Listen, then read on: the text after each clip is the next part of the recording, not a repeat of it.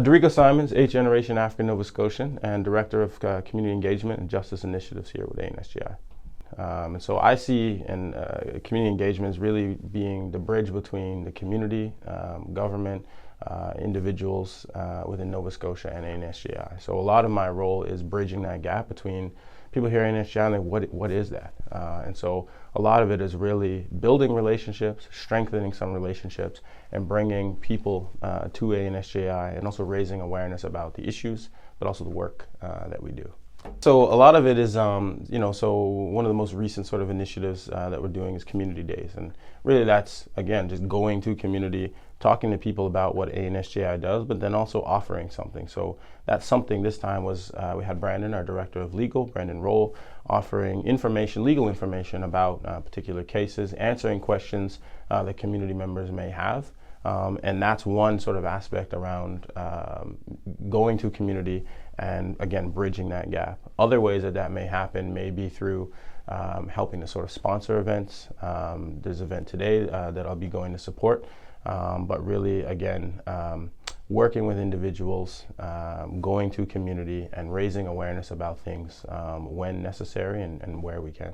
I would say that there's sort of a general kind of template that we would work with in terms of when we go to community, but the issues and things that we talk about are different from community to community. And so we were in New Glasgow recently, we were in Cape Breton, and the things that we heard in New Glasgow were different than the things that we heard in Cape Breton versus the things that we would hear in Truro, as an example. And so, we may go to community with, here's sort of our setup, here's our kind of run of presentation, here's our sort of legal information that we may provide.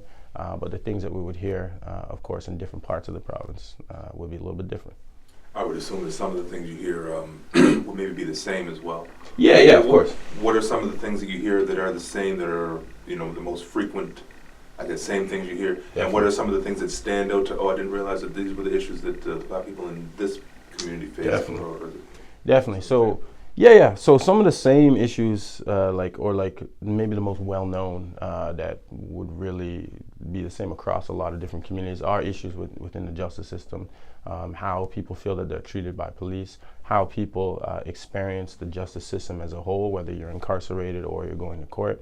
That's been sort of a consistent theme that we've heard.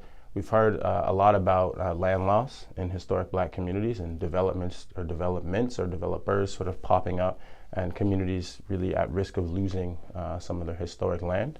And some of the things that, Cape Breton as an example, when we were there, people were talking to us about not just young folks, but young people engaging in drug use, a lot of mental health concerns that we've heard in that particular region. And I don't want to say that was surprising to me. It wasn't surprising, but it was new. It was something different, that we heard when we were there. We were at the Mental Lake Hall. And so hearing from folks there around, here's what some of the issues that our Black community are facing within the community. And it's not necessarily all justice related, but the connection between, drug use and mental health challenges, there's a palpable connection, I suppose, between that and folks being justice involved. So folks who maybe are using drugs are more likely to end up in the justice system. Is that what you're trying? I don't want words. Yeah. I mean, I would say that there's definitely a correlation.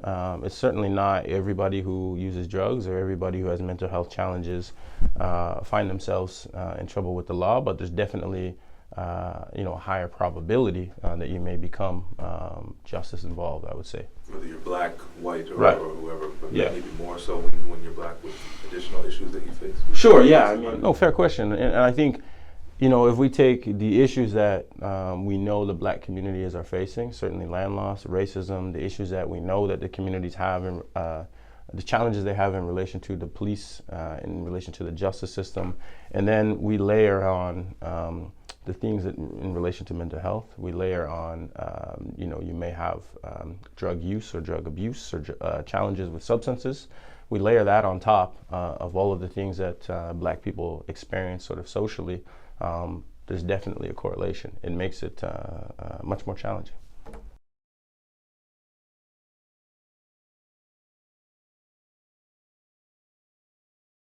certainly Canada's Black Justice Strategy was one of the main sort of things that I was involved in upon coming to ANSJI, and really our role there was around in our sort of respective local Nova Scotian community. We were one of the partner or collaborative organizations that heard from community, took that, created a report to feed into the larger Black Justice Strategy. Canada's Black Justice Strategy is a collection of Black voices from across Canada. So like ANSJI here in Nova Scotia, there are other organizations across Canada who did community engagement in their respective environments to hear from their community around justice-related issues.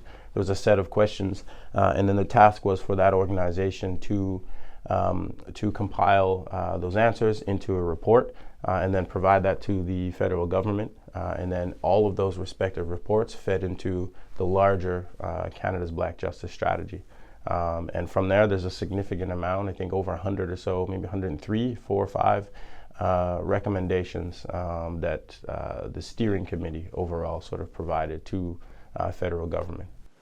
And so what would you say to people who maybe would be critical of that, to say, well, recommendations are good, but they're just that, recommendations. Is there legislation involved with the recommendations? Should there be? Will there not be? What can you say about that? Folks who might push back. Yeah, absolutely. I mean, I think it's fair and fine for folks to be critical of it. I mean, I think that one is that I think it's important that there's been acknowledgement at a federal level that something like this is needed. So I think criticism is welcome because it continues the dialogue.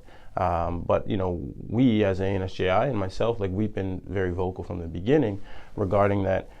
We understand that language for government is legislation, and so we want something that would transcend governments, because you never know what could happen, and if government changes, we still want our agenda to be at the forefront. And so yeah, legislation has been one of the things I've been talking about, have been mentioning, and so have been others, is that legislate our interest so that if there is a change in government, that this strategy will be able to sort of transcend changing governments and really stand the test of time. And I guess maybe what I should have asked is, in those recommendations, is legislation part of the recommendations also? I want to say that I'm not sure, because there are so many recommendations, and so I can't recall if in those recommendations there is one of those that says legislated. But if it is not there, we've been saying it. And so we, being all of the other sort of partner organizations and community, has been saying, let's legislate this thing. So one way or another, that message of legislating the interests of the Black community in Canada, that message has been sent sort of to the government.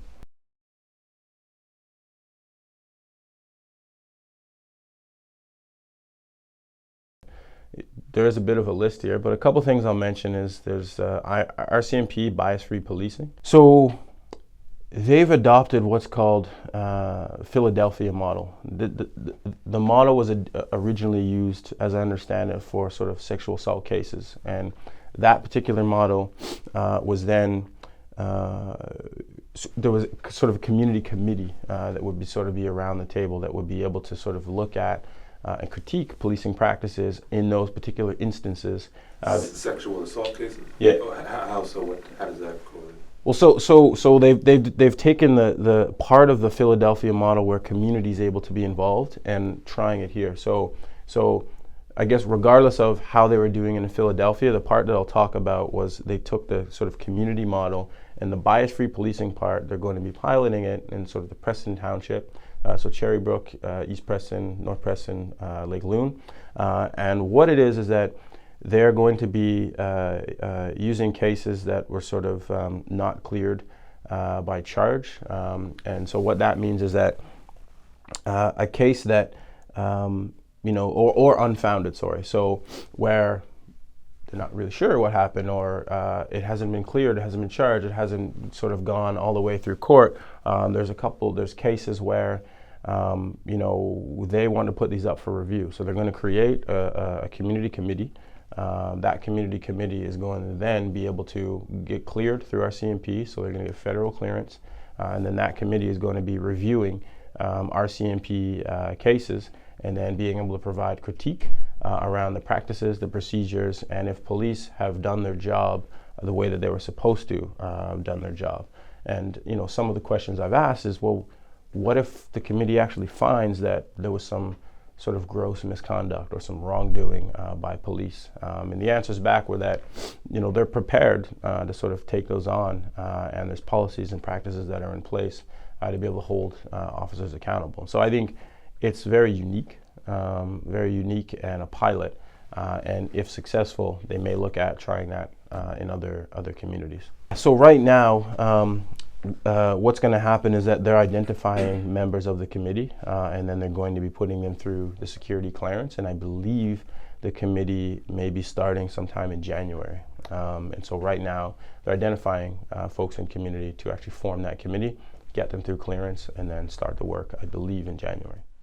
Black people specifically are part of the committee? Yep. And so are they dealing specifically with, I'm hearing cold cases, I guess, cases that are yet to have somebody be charged or convicted. Is it specific to sexual assault cases? No. So there's, and I think specifically for this, sexual assault cases are not, there's a couple, and I'm going to say don't quote me, but certainly quote me. You're on camera. Yeah, absolutely. There's a couple sort of particular charges or cases that are not going to be included in this. So I don't have that list in front of me, but I'm just, I guess, saying that for folks' interest is that there will be cases that won't be included in this particular instances, and I believe sexual assault may be one of them. But overall, the committee and community members are going to have an opportunity to look at the raw police sort of data and files. So we've been told that they're not going to edit anything. They're going to give the file as the file was, and then the community is going to have an opportunity to sort of sift through it. So what should members of the Black or African Nova Scotia community look forward to with respect to this initiative? Yeah, I think what there is to look forward to is that, so one, it's a pilot and it's unique, and our CNP is really opening up the books to give the community an opportunity to really critique what has happened, critique the practices, to critique every aspect of the case to ensure that police have done the job the way that they're supposed to do their job. And I think that it's a real opportunity to see this through. I mean, we talk about the issues in understanding the challenges that Black communities have had historically here in Nova Scotia. And this is a committee, this is an opportunity to do that with our CNP in the room, and to do that with some weight behind it, where if things are found, there could be some accountability by way of our CNP. But nonetheless, it's shaping policing in the way that folks want to see that happen within the Preston Township. I believe I'll be a member of the committee, just sort of as a representative of the Justice Institute. To date, like ANSJI, we've been supporting sort of the growth of this, and as an institute, and then myself, just again as a representative, have been providing some advice in terms of how to maybe shape this and sort of recommendations for people to consider to be a part of the committee. So I believe that I will be, as a representative of ANSJI, be on the committee.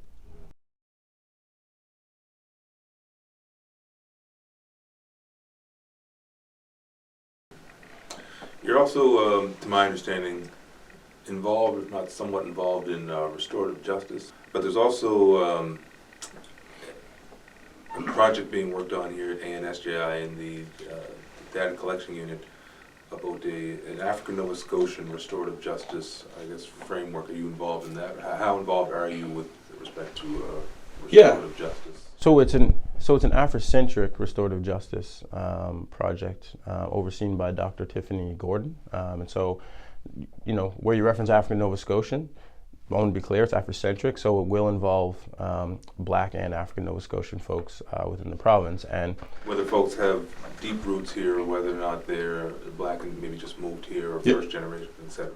Yeah, and my involvement is really supporting Tiffany in engagement with communities, and so there's a research aspect to this, where the first year of this project is around research, and that research really looks like facilitated focus groups in community. So we did one in Cape Breton, and there's a set of questions, and this is facilitated as well by Elvira Wiggins, and then as well supported by Tiffany has a larger team of research assistants. So my role is to help set up the community engagements, providing advice there they may need it, but really supporting that process through so that Tiffany and team are able to gather the information needed. So the first year is really looking at the research part, and then the second year, pending funding, would be looking at implementation. And the impetus for this project, I think, is important, is that we've been provided information from Nova Scotia government. We've been working with the Restorative Initiatives Unit, and that information and that data has shown that Black and African Nova Scotian folks have been disproportionately referred to RJ. And so we have some understanding through data, but also just through experiences that we've heard, is that Black folks, sort of the mainstream, I suppose, if you will, restorative justice hasn't really been serving our folks. And so, we sort of said, okay, well, if it hasn't been, why not? And let's really look at the possibility of creating one that is specifically for Black folks in Nova Scotia. So you're saying Black people don't receive enough restorative justice, or that they are overrepresented in terms of the amount of Black people who do go through it, which some might think is a good thing, if that was the case. So what I'm saying is Black people are disproportionately under-referred to restorative justice. And I think that, each time I talk about this topic, what's important to highlight is how people get referred to restorative justice. So the referral sources are through the Crowns, they're through probation officers, they're through police, and they're through the courts in general. And so why that's an issue is because we have many reports and much historical data to say that the interactions between Black people in the justice system as a whole is challenging. And so if the only referral points are from folks within the justice system and are from folks where Black people historically have had challenges with, it may cause a bit of a challenge in terms of, and it may help to explain why there's disproportionate sort of under referrals. Well, I mean, if it is a matter of, subjectivity, as you explain it, and there's data to show that, Black people are under referred, why do we need a whole restorative justice project? Why not just legislate something so that there's specific rules that everybody faces the same criteria? It seems like it would be a much easier fix than... Well, would it though? Because I would ask, yeah, right? I'd ask the question of well, would it really be? Because we've been challenging and trying to sort of change the system for forever. For my entire career, for years before I was even born, and so challenging and changing the system has been proven to not just be that simple. If it was that easy, we would have done it by now. And so what we're sort of looking at is, well, why hasn't it worked, and what might a restorative justice program for Black people, how better will that serve our community, because the sort of mainstream one hasn't. Because to my understanding, correct me if I'm wrong, to my understanding, if you've been charged or convicted with a crime, you don't have a criminal record, up to a certain level of offense, you would go to restorative justice. If a 15 or 21-year-old Black man breaks into a car and it's his first crime versus a white man of the same age, wouldn't they receive the same justice, I guess, on paper? It's possible. It's possible, and there are... one person go to restorative justice and another person not? Is it as simple as racism? I wouldn't say that it's that simple. I would say that certainly race plays a factor, and I would say that contextually within the justice system, context and all of that sort of stuff matters. I would say racism would likely be a factor if that were the case, if we're sort of comparing the two. But context, and there's a sort of, as you would know, there's a lot of it depends within the justice system. But if we took that example and we held up a white person and we held up a Black person who done the exact same thing, and all other things were accounted for, it was the exact same, which would be rare, then we may speculate, or we may say, well, race had to have been a factor. And I think that anytime a Black person or a racialized person, but a Black person is involved in the justice system, race has to be something that we look at, has to be something that we consider, because we have to consider the entire person. And the person in front of the court is a black person in Nova Scotia, and what does that mean in relation to Nova Scotia? And I realize the project is yet to fully unfold, but how might an Afrocentric restorative justice program differ from the just a regular restorative justice program?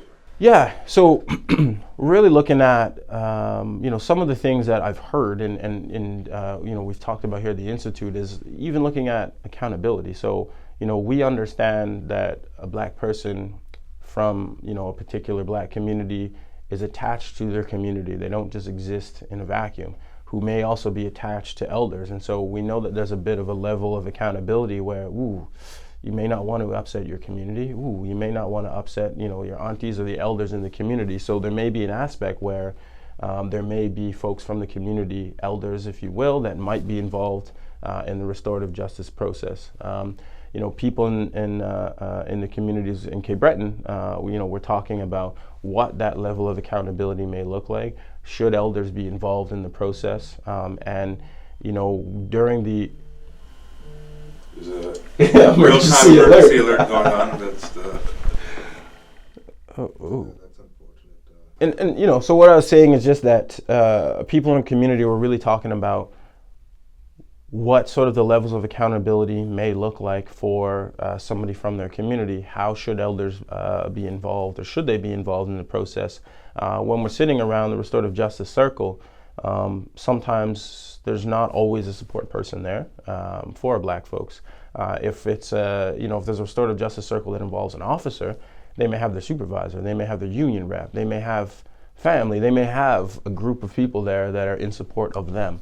And so for an Afrocentric one, who might that be? Who might that be that may be involved in that circle? And then even beyond that, again, we're accountable to not just people at home, but our whole community. And so how might that differ? Well, there be some of those elements that would be involved that are not currently involved in the mainstream RJ. And just one other thing that I would just mention is that we also have to think about restorative justice in its sort of origin is indigenous practices. And so we've taken... how so?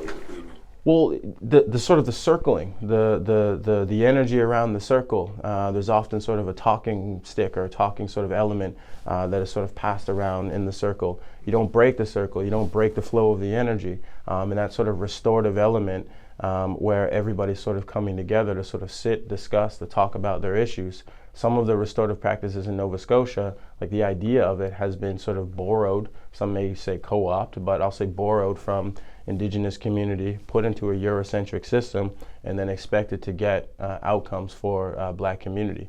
It's sort of an interesting kind of like, I guess, dichotomy when you sort of break it down in that way.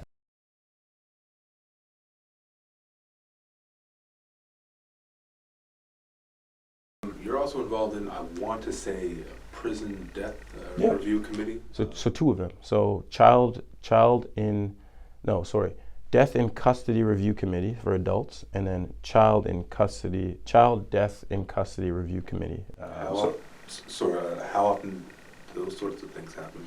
You have problems. Children in custody winding up, I guess, dead in custody. Yeah, there are reports that they were released on sort of death rates. So there is one out. I don't have the numbers in front of me, so I wouldn't want to comment on sort of the prevalency of it.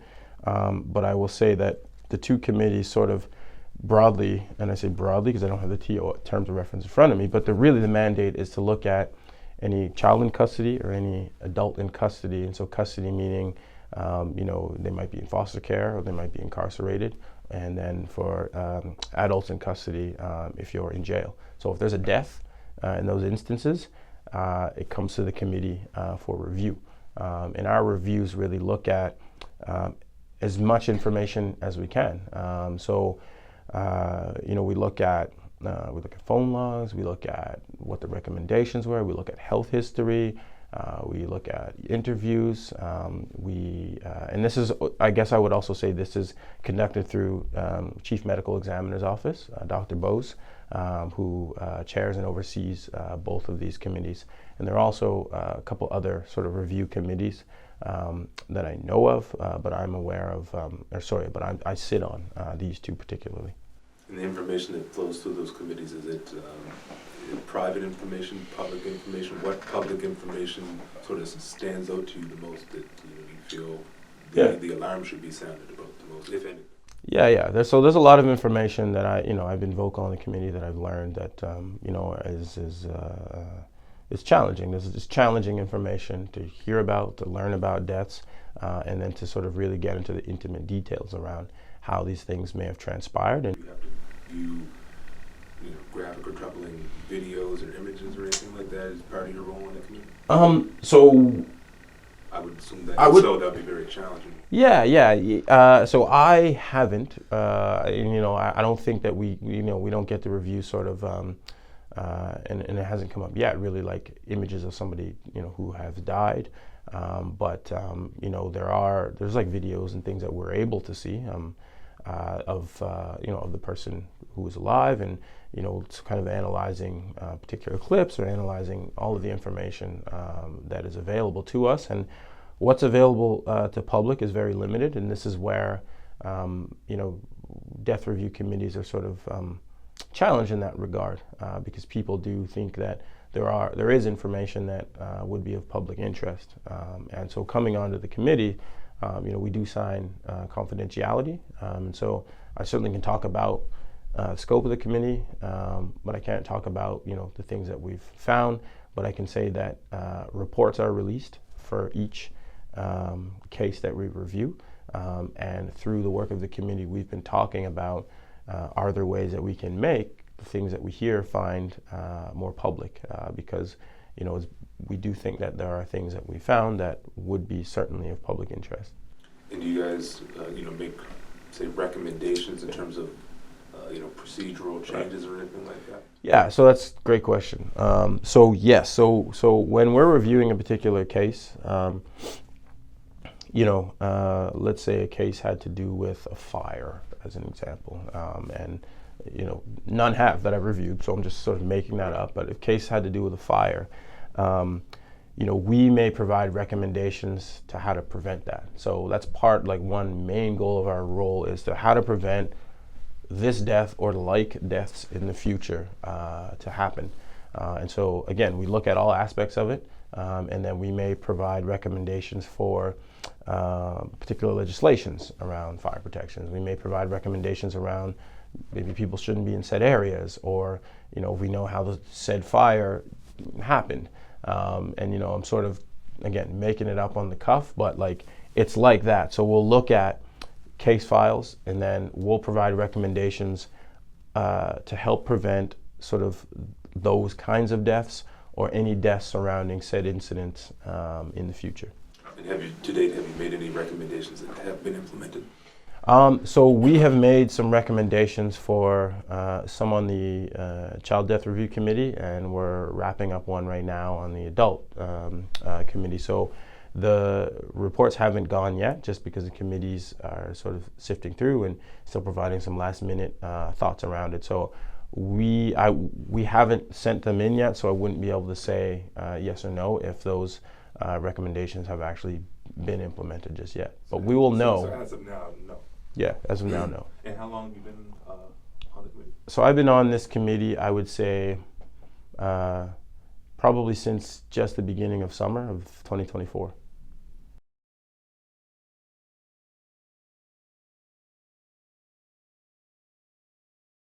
There's the Nova Scotia Public Housing Authority and their overhoused policy, and that's not even necessarily a committee. That's a group of us with the Dalhousie Legal Aid Service, Phoenix Youth Programs, and us, who have been sort of collaboratively working together since the summertime. Overhoused committee, there's a housing crisis. What do you mean people are overhoused? People are, I thought, underhoused. Yeah. So I don't mean to make light of that. No, absolutely. So their policy of sort of overhoused would be that it's essentially if there's more bedrooms than people. So, there's families in public housing who have lived there for decades, for generations. They've had children.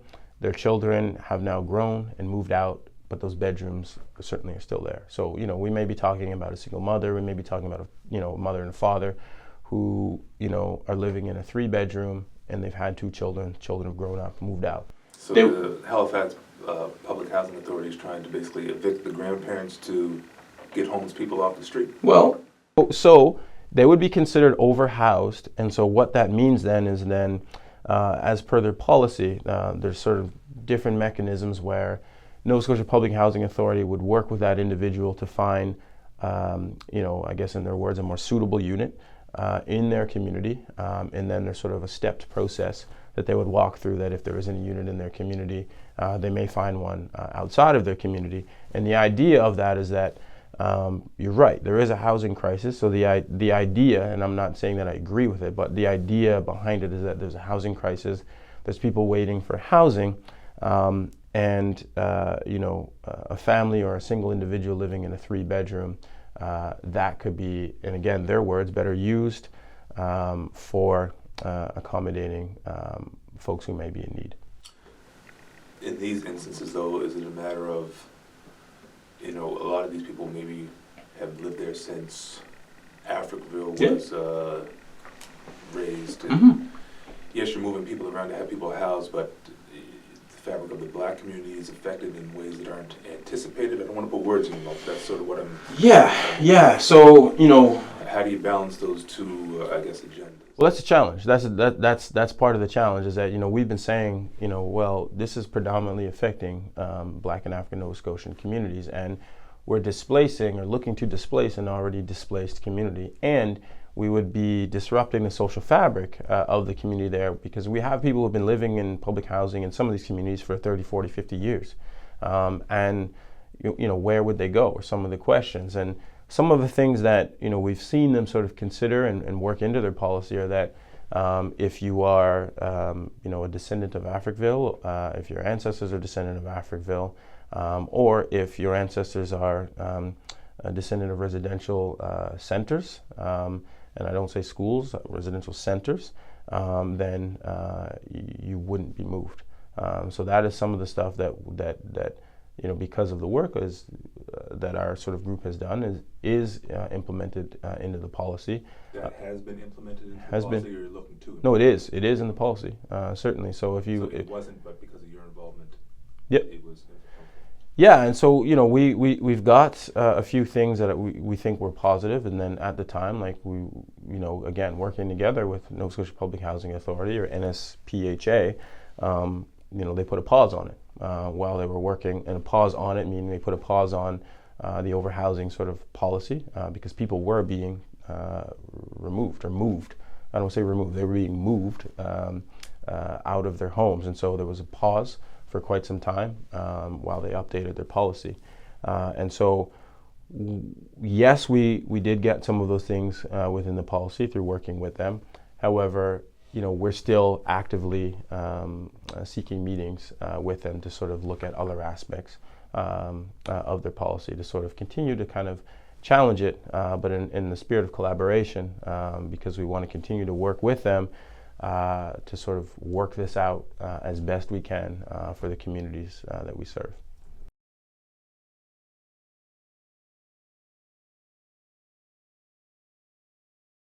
This next question, I don't even know how to word it. I sort of just thought as we're here talking, but we talked about the housing crisis here in Halifax, but also throughout the province. If you go on to, say, Kijiji or Facebook Marketplace, you're looking to rent a unit, there's policies in place that say, no discriminatory sort of ads can be put up.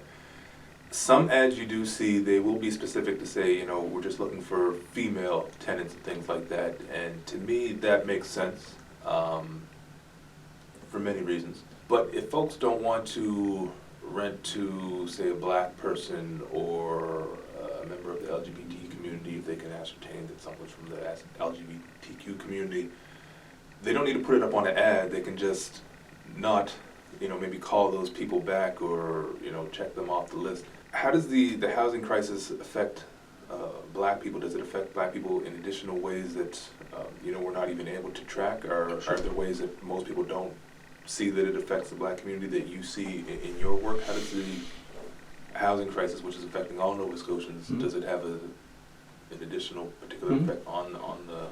Yeah, I mean, I think that we have to look at it in terms of looking at already the challenges that we know that Black people are facing. And so when people say, you know, this housing crisis affects Black people differently, well, it does, because we're already experiencing challenges in every other sort of social sector. And now the housing crisis on top of that makes it even more challenging, because if we're already experiencing racism in the justice system, experiencing it from the education system, experiencing it wherever we go, we're feeling hypervigilant, it's affecting our mental health, and then now we have to figure out, navigate this sort of housing crisis with all of those other things. Yes, and I think that, you know, we also need to understand, you know, there's different levels of sort of homelessness. There's absolute homelessness where you may be living on the street, but then there's also homelessness where within the Black community, you know, we may often see people are couch surfing. They technically don't have somewhere to go, but oftentimes, you know, you may be able to bounce around a little bit to different homes, but you don't really have, you know, a place of your own. And even with respect to, I guess, units that are available, statistically speaking, you know, even with numbers that I see that the Road to Economic Prosperity Committee put out to show that, you know, Black people generally have less disposable income, you know, make less money, things like that. And so even when there is a unit available, I would think statistically, Black people would be less able to afford it, and then, you know, people are less willing to want to rent out to Black people in the first place without even having to say so. Yeah, I mean, is that how you see it, or am I oversimplifying it? Am I missing the mark?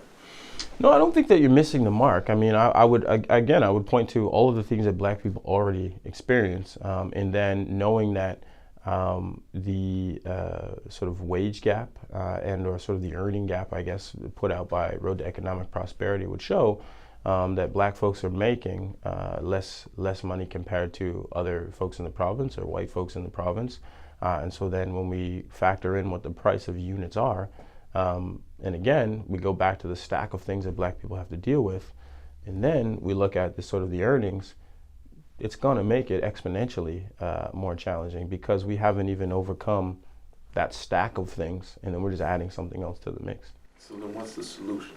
It sounds like all hope is lost, maybe, I don't know.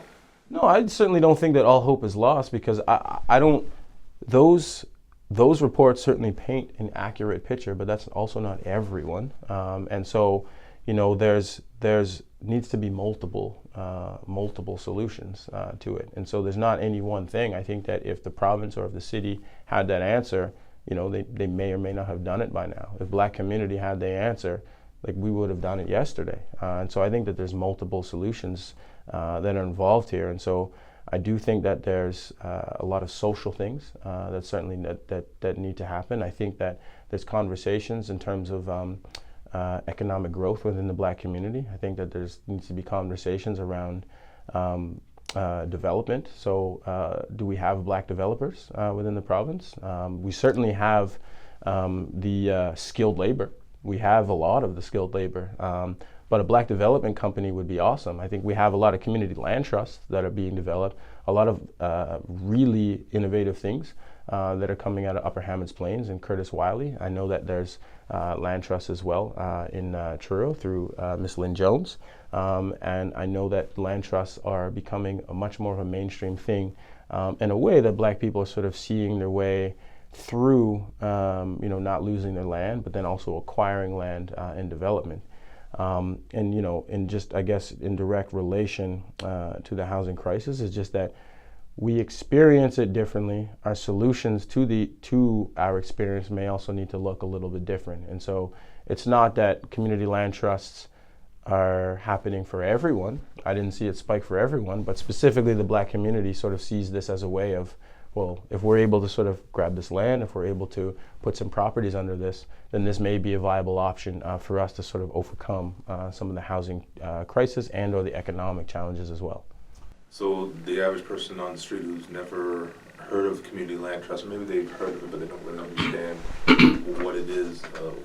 What is it? How should people maybe get more involved, or what should their takeaways be? Sure. I'm also forgetting a predominant one through Trina Morton. I just have to mention New Roots Community Land Trust is also a really very new one, but a predominant one within north end of Halifax. And so community land trust is actually originated in the United States from black people as a way to sort of acquire land. Black people wanted to acquire land, black people wanted to keep land, and the community land trust is a viable way. So what a community land trust does is it really sort of kind of sweeps underneath and puts the land in a trust. Then you can, once you have the land, it's really usually like 99 years that people sort of put that land in a trust. So then it's now owned by the black community.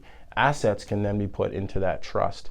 And so assets could be homes, could be more land, and as those assets go into that trust, it's now owned by that trust, which means it blocks any outside developers from being able to actually come in, because the trust is sort of kind of the shield around that. And so then if the land is in the trust, then the black community is then able to do what they wish with that land under protection because it's under the community land trust.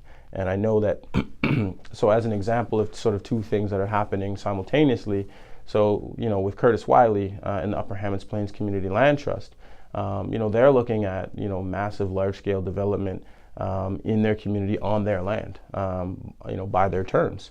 New Roots Community Land Trust with Trino Morton is looking at, the historic black community, North End Halifax, African Nova Scotian community was displaced originally by the original development of the Cogswell District.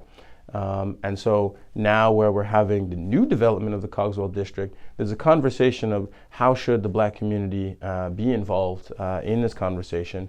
And they're looking at how can they acquire.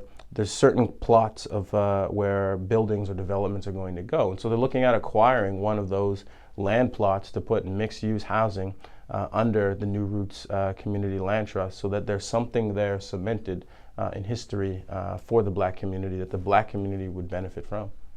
So you're hopeful that these initiatives will be beneficial? Well, they are. They are beneficial. I'm not even hopeful that they are. Like, knowing these two people who are sort of leading these ones that I know about, like, they're gonna make it happen. How soon can, I guess, black people then expect there to be affordable housing specific to them as black people in the province? Well, I think, is it a long wait? Is it? Well, I think we need to talk about affordable housing, right? Like, affordable. Like, what does that mean, and for who? Because I think that less than 50% of your income to start. Yes, but people living in public housing pay 30% of their gross income before net.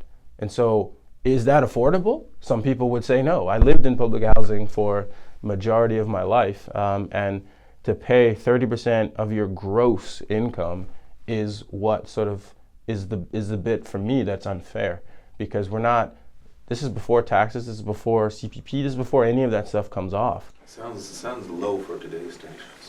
Yeah, but it's your gross, and so it's not accurate what I'm taking home. And so I'm paying 30% on a number that's actually not the number that I'm going to take home. So north of 30%.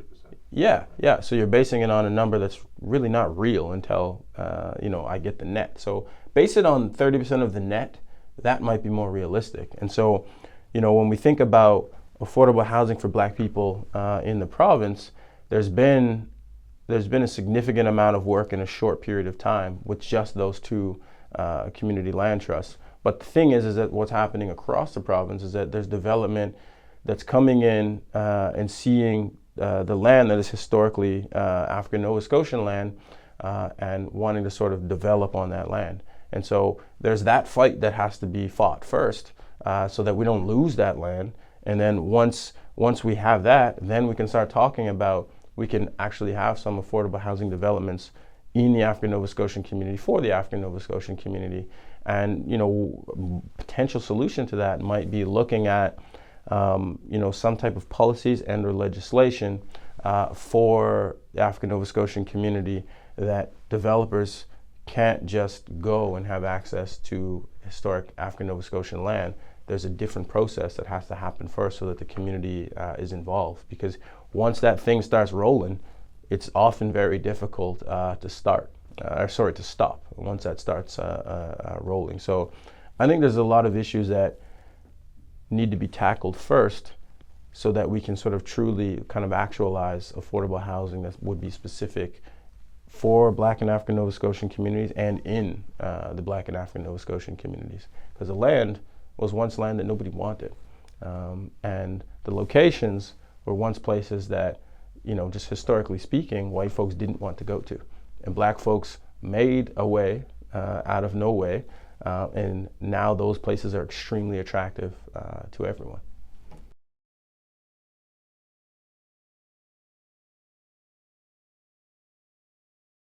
What did I forget to ask? What do you want to hammer home, if anything?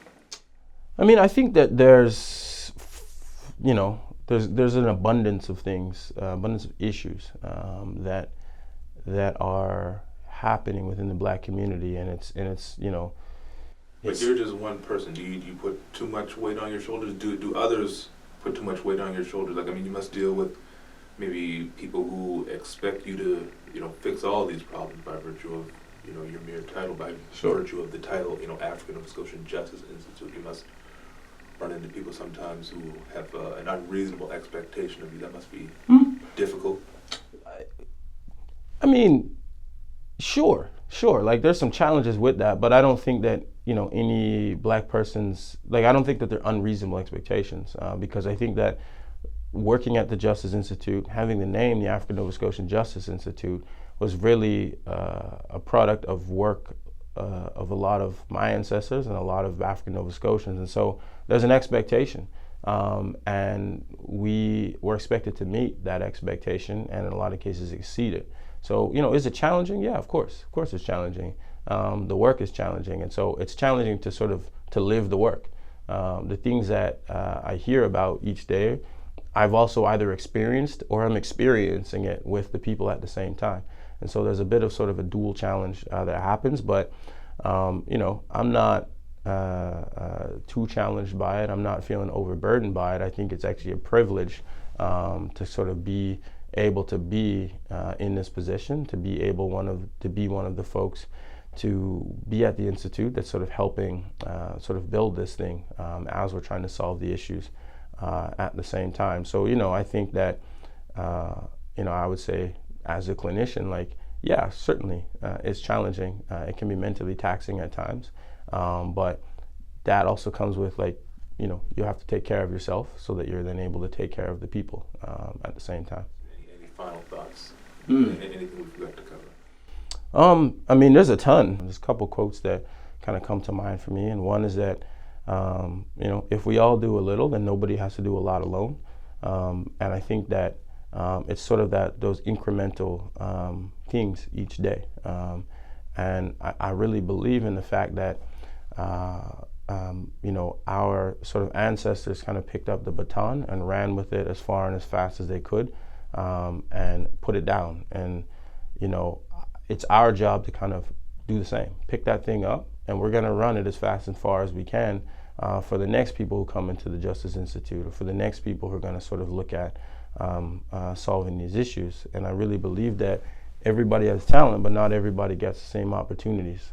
And so part of this work is also, removing some of those barriers and some of that tape, so that, our communities are able to sort of actualize, live out their truths, and become, the great people that they know that they are. I understand the frustration of a lot of folks. Like I said, I mean, I'm not speaking, I grew up in public, I was poor, let's just be and so I understand where some of the frustrations may come from. And so I'm not shaken if somebody is frustrated. What bothers me is that I want to help that person or those people as much as I can, and we don't always have the answer at ANSJI. And so there is an expectation, and there should be, from community that we should be able to help with a lot of things, but we can't do all things. And so I think it's really just understanding where some of that frustration comes from, because we do get it, and I think it's okay. We just need to understand. Is it okay? It sounds unfair. Well, how's it unfair? I mean, I think that You didn't create someone's problem. Sure. You're here trying to help. Absolutely. Why should you be the subject of ridicule and or harassment? Yeah, I mean, I would rather it be us than folks arguing back and forth with police. I'd rather it be us than folks arguing back and forth with systems, because we're then able to actually unpack, understand, and I think our lens, like, we understand where some of the frustration is coming from. And so, some may say that it's unfair, but I say that it comes with the territory. Like, if you're working in, an institute, if you're working in public service, if you're working in public life, this does come with it, and you have to accept all aspects of the job. You can't be so high on the successes of it that that you forget, like, that these things do exist. And so, I'm okay with it. Like, I'm fully okay with the frustrations. It's more so me coming from a place of wanting to understand where some of these come from, to see what I'm able to do. Sometimes we're not able to help. Sometimes people are, may just be so upset that they may not want to work with the Institute. Some of that stuff that happens, that's just the reality. But in public life and in public service, you generally won't be able to make everybody happy, but you do your best. You do your best to service, especially here, to be in service of our community. We're not going to please everybody, but, like, I can tell you, like, we're damn sure going to try. Whether it's fair or unfair, you're saying, though, it is understandable and infrequent. Yeah, certainly infrequent, but definitely understandable. It's public service. It's public life, and like I said, like, we live the work. At the same time, we're trying to help folks. Like, we may also be experiencing something ourselves, or we may have something happening. So, there's just a different level of sort of understanding, I think, and empathy that comes with it. Oh, honey, we're about to get very busy up in here.